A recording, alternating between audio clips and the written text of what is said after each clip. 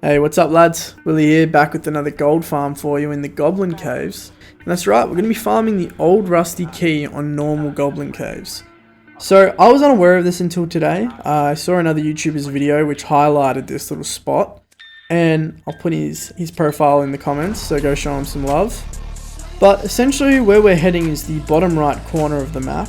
And this was one of my very first runs for the hour that I did of testing for you guys. So, as you see, I'm clearing a lot of mobs, but you don't need to do that. There is two class options, I'd say, a ranger and warlock. Anything else is probably not worth doing this on. So I'd say the better of the two is a warlock because of phantom eyes. It'll allow you to run through a lot of mobs quite easily, and hellfire is also pretty useful. But essentially, you want to run cookies on a ranger and the healing for Curse of Pain on the lock, depending on whatever you decide to go for. And you don't want to be running any good gear. So we're going to head into this room, and you want to make sure you're always hugging this left wall if you come in from this side, so that you don't spawn a second bat. You will always spawn one, and I found out you don't actually need to kill that bat at all. You can just tank the sonar and you'll unlock the statue before it goes off, and then you can smack the barricade. And this is sort of where the numbers come into play. The key has a very low drop rate, and on top of that, this spawn has I'd say it's about a 33% chance, or 1 in 3 chance of the worm being here. It's an even split between a trap, a mummy, and the worm. So if you see a trap or a mummy, you should just instantly leave the game. It's not worth sticking it out, in my opinion, if you're just trying to hard farm this. Just leave the game, re-queue, run back here, and just repeat it until you get the worm to spawn. As you'll see in this run, we got the worm. This fighter was really chill, which was also nice, so we got to kill that.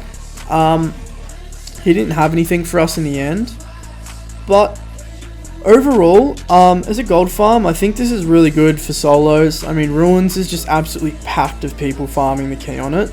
Although there is a 100% chance for the worm to spawn, there's a much higher chance you're going to have to fight people and die, even if you get the key. Whereas on this, it's quite chill. I ended up running this for an hour in total for you guys, and I'd say my first 25 minutes were pretty inefficient. I was still getting pretty used to the pathing, and overall like managing the zone, my Curse of Pain and whatnot, because I've never really played a lock. But if you do want a chance at a rusty key and you're a solo player, I think this is just for sure the best place to come. And it's pretty quick. You can get it down to about 1 run a minute in terms of finding the worm. I'd say the ones where you have the worm, it becomes about a 2-minute run. You'll see here we got a few kills in the hour, and you'll also see I died of the zone here. Mistakes were made. I was still kind of in the learning curve. Across the hour, out of the 30 or 40 runs I got done, I'd say pretty confidently 10 or 12 of them were a worm. But overall, you'll see, we didn't get the key, nothing too great. This was our last run of the hour, and we ended up getting a trap on this one, which was kind of unfortunate, but can close it out on a good note.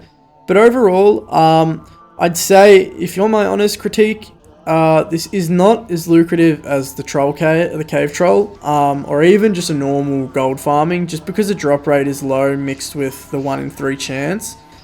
But in saying that, if you're after a key, or you've got very good luck, or maybe, you're on a bard, I don't know, there's a chance. Anyway lads, I hope this has been useful, and I'll see you next time.